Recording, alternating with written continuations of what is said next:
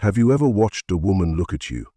Not with admiration, not even with contempt, but with a kind of curiosity, as if trying to decode a puzzle that wasn't even speaking. And in that moment, did you feel it? That unspoken shift of power, where your words, your charm, your effort, all of it, felt suddenly meaningless? It's a strange feeling, to be rendered invisible not by neglect but by being too visible, too readable. She didn't reject you. She just didn't need to. Because the more you expressed, the more she understood, and the less there was to respect. And that is the paradox Nietzsche knew men would struggle with. The power of silence in a world of noise. The terrifying truth that what disarms a woman is not your effort, but your refusal to make one. You were told since birth to perform, speak well, smile right, show confidence. You were conditioned to believe that masculinity was something external, a performance, an act, a ritual of clever words and timely gestures. But the more you chased the ideal man through speech, the more you distanced yourself from him. Because nature never crafted power through language, it crafted it through presence, and presence, real presence, begins where speech ends. There is nothing more threatening to a woman than a man she cannot read, and there is nothing more tragic than a man who cannot bear being unread. Most men become performers under the female gaze, thinking that charm, wit, and cleverness are tools of conquest. But conquest through words is merely seduction for the weak. Nietzsche didn't admire the persuasive man. He admired the sovereign one, the one whose stillness could collapse armies, whose silence could create tension without raising a single word. Because that silence isn't emptiness, it's fullness. Fullness of will, of discipline, of self-mastery. And that fullness threatens her, not because it is cruel, but because it is immune. You try to impress her because deep down you fear she won't stay. You speak quickly when she withdraws. You explain yourself when she challenges you. You try to win her back with emotional logic, romantic language, declarations of intent. But none of it works.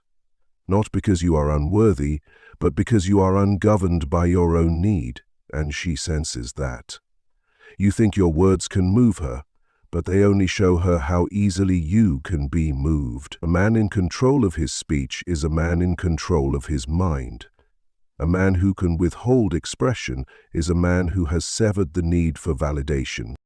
This is not manipulation. It's not a trick or a tactic. It's transformation.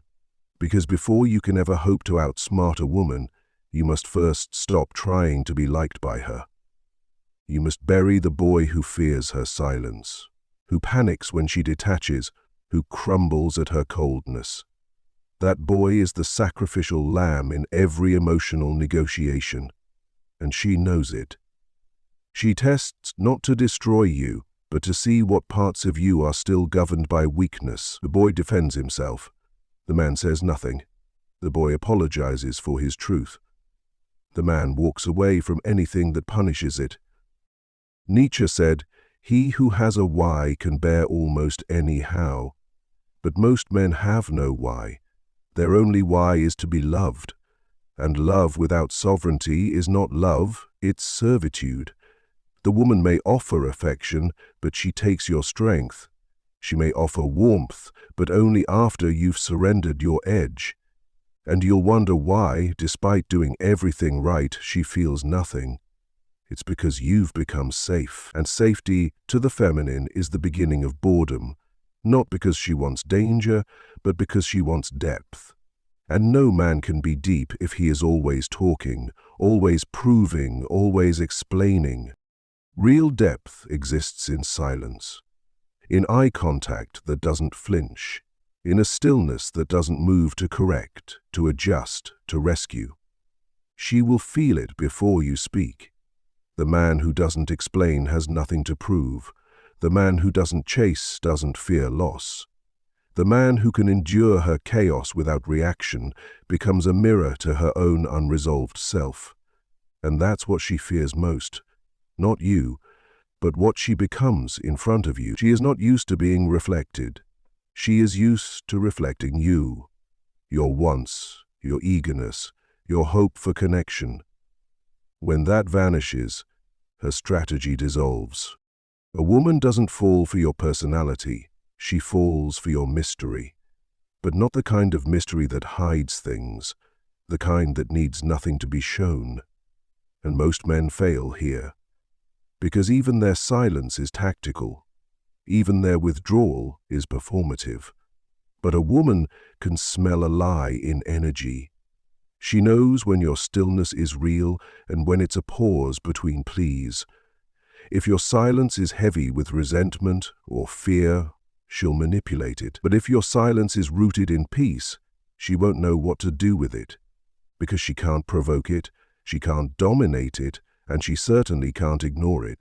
And this is where the balance begins to shift. When your presence stops orbiting her emotional weather, when you no longer match her moods with explanations, when her coldness no longer thaws your dignity, that is when she starts to feel something she didn't expect. Respect. Not attraction born of seduction, but reverence born of power. Because now you're not trying to be chosen. You are choosing, and choice, when it comes from peace and not need, becomes irresistible. The man who outsmarts a woman is not the one who wins the argument. He is the one who doesn't enter it. Not because he fears conflict, but because he knows it's a game designed for his emotional surrender. She wants to know that you care. Not in love, but in control. She pushes not to connect but to test your grip, and every word you use to defend yourself is another sign that you've already lost. You've let her shape your response. You've let her own your narrative.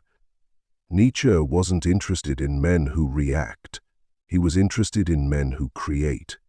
And creation cannot exist in a man who is always seeking to be understood, because being understood is the drug of the weak.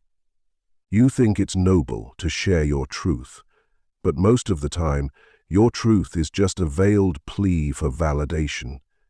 You don't want her to know you. You want her to fix how you feel. And when she doesn't, you crumble. But the man who needs no understanding, who speaks not to please but to declare, that man is untouchable. Because his self is not fragmented by her moods, her silence or her withdrawal. He is whole before she arrives and whole after she leaves. Silence is not the absence of effort, it is the culmination of mastery. When a woman insults you, provokes you, tests you, your instinct will be to explain, to correct, to justify, but that's the moment you lose, because your reaction teaches her how to control you. Every time you flinch, you teach her your weak spots. And the feminine by nature will explore every crevice of your vulnerability, not because she's cruel, but because she's wired to seek strength. The moment she finds none, she leaves. Or worse, she stays and disrespects you, and what's more silent than walking away without closure. Not in anger, not in spite, but in sovereignty. To say nothing as you leave is to say everything about who you are. Most men need endings, they need resolution.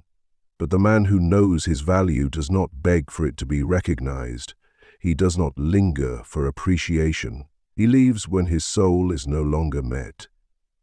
Not because he's punishing her, but because he's honoring himself. You want to outsmart a woman? Stop trying to impress her, stop trying to win her. Start mastering the one thing she can never match. Stillness.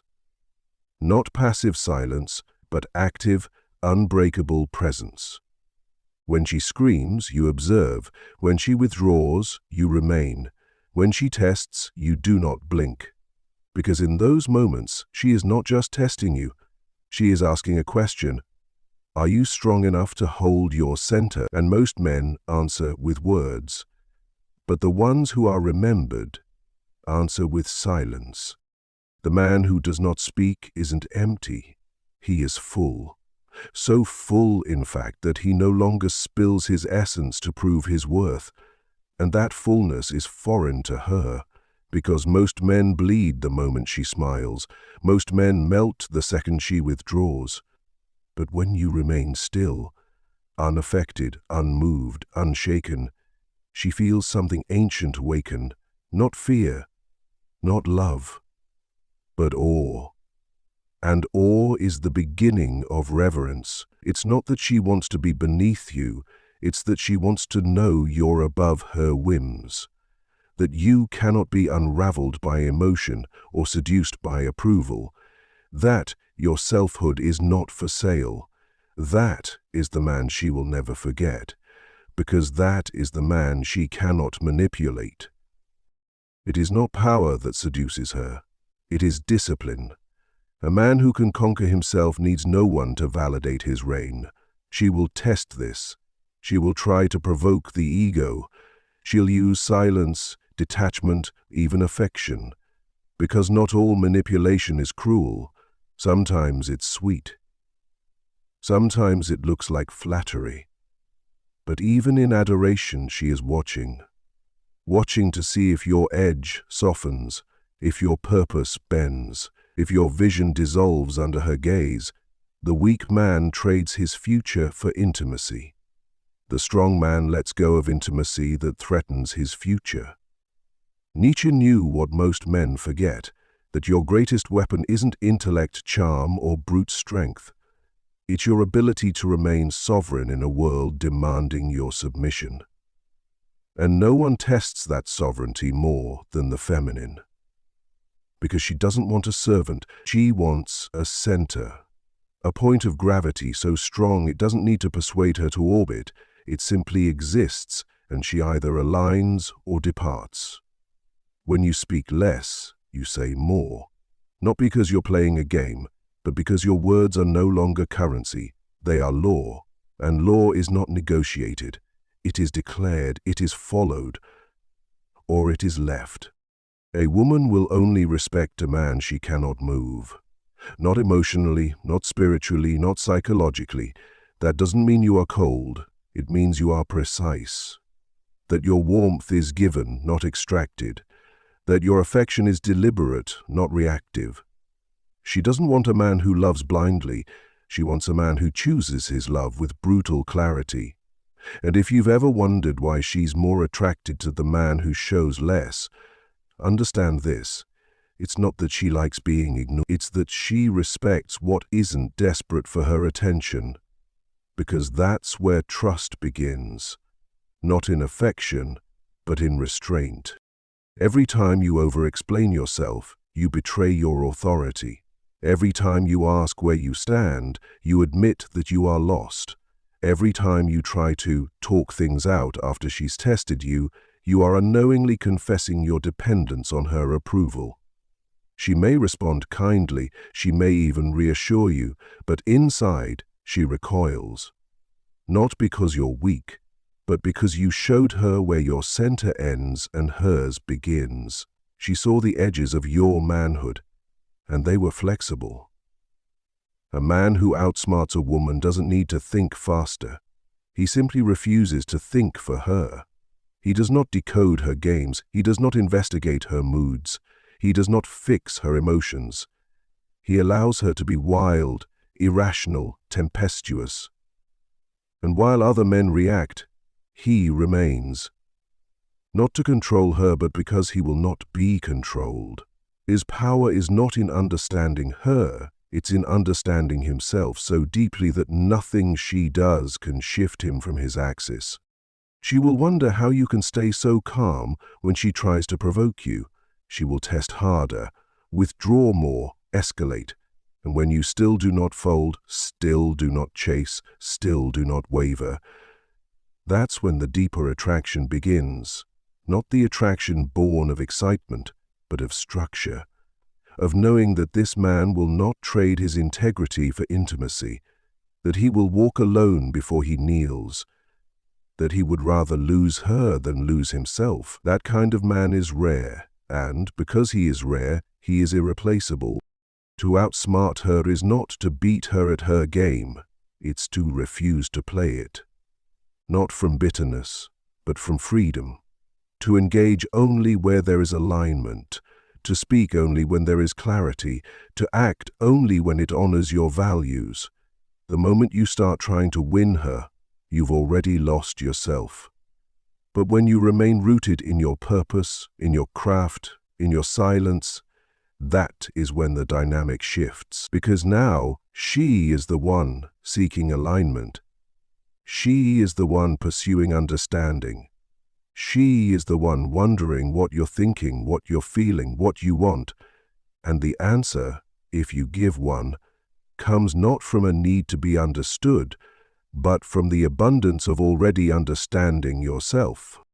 Nietzsche wrote, "A man's maturity to have regained the seriousness he had as a child at play, and most men forget this. They become too serious about women, too invested, too dramatic. They think women are the main game. But a real man plays a different game entirely, the game of becoming, of building, of creating, of conquering himself.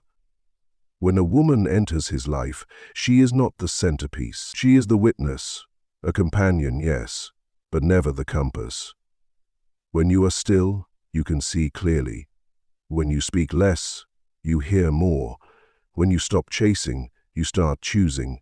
And when you are alone, you remember what you are. That remembrance makes you magnetic, not because you are trying to be, but because you have become untouchable. And that untouchability is not distance, it is depth. It is the silent knowing that your presence is a gift and that a woman either rises to meet it or she fades from its light. You cannot be both deeply masculine and emotionally dependent. You cannot seek sovereignty and ask for permission. You cannot chase her validation and expect her reverence. These are opposite energies. The feminine longs to submit, not to a man's demands, but to his strength. And she cannot submit to a man who is already submitting to her.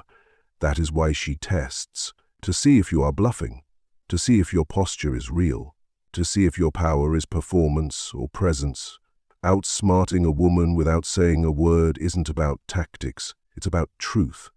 It's about living so deeply in your truth that nothing she does can make you flinch, that you do not pursue, not because you don't care, but because you care too much about your mission to be distracted by games, that you are kind, but not weak, that you are generous, but not self-abandoning, that you are present, but never dependent. When you reach that place, she will see it. She may not say it, but she will feel it. And that feeling will linger longer than any compliment, longer than any declaration, longer than any poem you could write. Because the deepest message a man can ever send isn't spoken, it's lived, in the way he walks away, in the way he doesn't explain, in the way he holds eye contact when she tests his soul, in the way he speaks less, but says more with every silence. That is the man who outsmarts her. That is the man she cannot play. That is the man she respects. That is the man she follows. Be that man.